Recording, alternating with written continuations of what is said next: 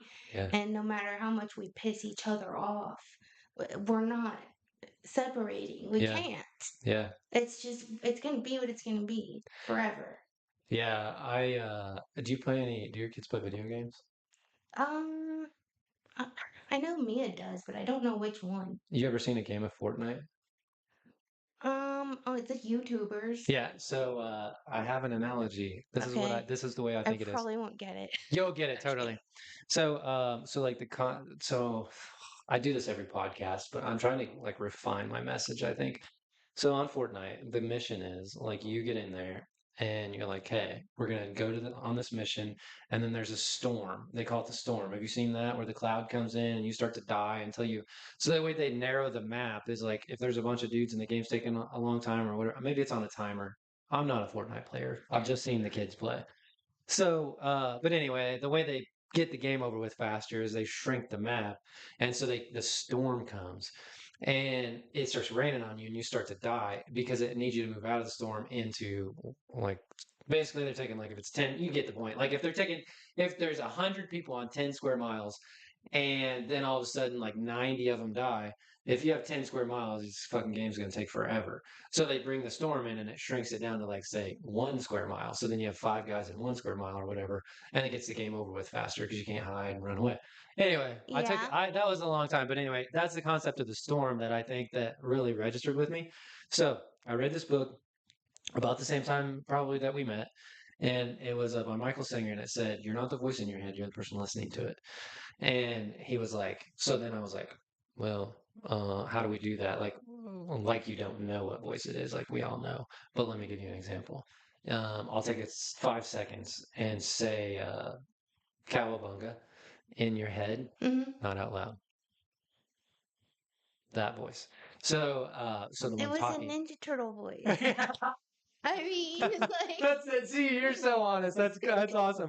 So like that's the voice, and I was like, and everyone's scared of it because they think if you talk about it, you might be crazy or like whatever. But the fact of it is where I'm at, and through all this, I'm about to do a Spartan Ultra because every time I do something crazy, I get so much growth, and I get like this. It's like something from the cloud or a knowledge that just like boom. So that's my theory. So you're not the voice, you're the person listening to the voice. So then I was like, well, I know about that. And so he's like, his whole point of the book was he went on like a 20 fucking year journey to try to eliminate the dialogue in his head. that And would be nice. at the end, you can't. Like everyone has it and it's there. So this is where I was like, oh, I think I understand what's going on. So so he's like, you can decide if you want to listen to it. So then Ashley starts on this healing journey. And so she starts. I'm just a listener. Like I'm a talker, obviously, but like I'm always paying attention. Like I'm gathering statistics because I want to be the best. You know, like I'm always like, okay. So she starts getting into the subconscious mind. And so what basically what the subconscious mind is, as she explains it, is from 0 to 6.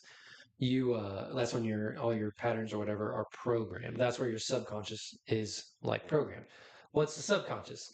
That would be something that is started out as conscious, so like driving, Hmm. and then you don't have to think. Autopilot. Now you don't have to think about driving, right? That Right. it's switched to subconscious. So this is what she tells me, and it like squares it all away. She said the subconscious stores everything. So all those things you're scared of, all those patterns that you do, all of those like impulses, like trapped emotions, that's what she was getting to, are stored in your muscles, in your subconscious until you let them go. If you want to or not. Okay. So now I know that. So then I tie back. I'm like, okay, that's the voice. So the voice is like your subconscious because how would it have anything to say if it hadn't have captured everything that you've ever done, Yeah. every set? So why am I scared of this? I have no fucking idea, unless I'm scared of failing like I did in the past, or I'm scared of terrorists because my mom told me they were there, or like you know what I mean. Like it's that Right. Fox News says Arabs are bad, and so you're like, oh shit, and like or whatever it is, you know what I mean. Like you're Yeah. trapped and stuff, or you get an injury, or in my case, like your junior high coach or whatever. You don't know what it is. It's your parents when you're weak. Whatever it is, it's programmed something in there. So all that's my preface. Hmm. So now we're back to Fortnite. So in Okay. Fortnite, who's God? God is the person that created the game, right? In this Okay. analogy, like the game is God.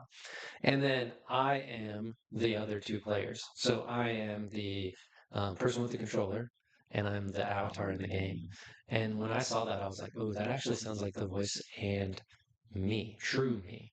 So true me is with the controller. So we sit down with the avatar in the game, and we say, bro, we're about to win this motherfucker.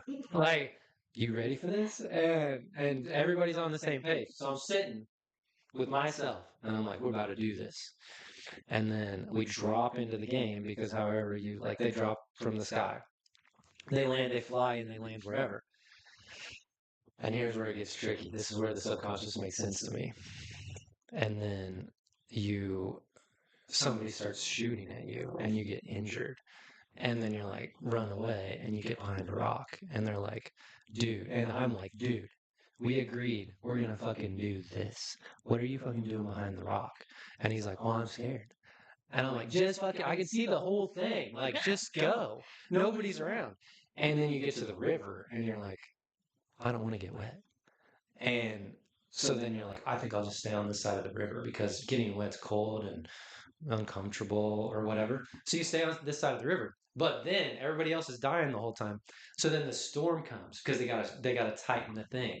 And what's a person do that's been in that situation? They sit in the storm and they go, it's fucking raining on me. What the fuck am I supposed to do? You know? And it's like your guy is like, cross the motherfucking river. Like you get out of the storm. What the hell are you doing? You know? And that's what I think anxiety, depression, sickness, all that stuff comes from is like this dude with the controller is like, what the fuck are you doing? Like porn? You know, you've been Right. looking at porn for 10 fucking years, alcohol, like cross the motherfucking river. You know, that's what I Right. always think. And that's what Spartans and that's what businesses and athletics and I don't know, honor in general as a man is like get uncomfortable. You know what I mean? And because I don't want to be like I mean that's what I think. I think kids that are anxious, they need to get that out. You know, that little Mhm. subconscious thing has been building. They're scared, they're not sure what to do. They're just having all these thoughts and they just need to just do something. That's what I think. Yeah. You know, like just go.